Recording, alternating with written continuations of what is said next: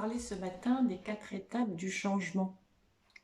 C'est vrai que j'en parle par rapport à la respiration profonde dans la pratique du yoga, mais on pourrait aussi l'appliquer dans d'autres domaines. Alors la première étape, c'est effectivement l'étape où on ne sait pas que ça peut nous être bénéfique. Donc c'est tout, c'est pas le problème. C'est une étape un peu facile.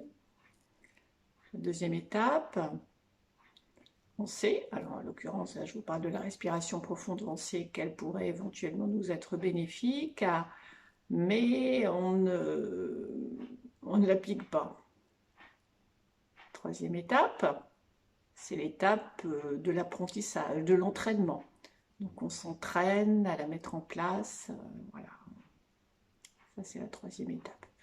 Et la quatrième étape, et là c'est effectivement le but, c'est que cette respiration profonde va tout naturellement, grâce à notre entraînement, grâce à notre pratique, va tout naturellement se mettre en place. On pourra l'utiliser comme outil, par exemple dans des situations de stress, ou quand on a la sensation que notre mental prend un petit peu le dessus. Donc voilà un petit peu les 4 étapes. Bien sûr, on pourrait tout à fait envisager que ces étapes du changement puissent s'appliquer à d'autres domaines. Donc n'hésitez pas à nous partager votre expérience peut-être dans ce type d'étape, parce que effectivement le changement demande toujours un petit peu de temps, un petit peu de temps.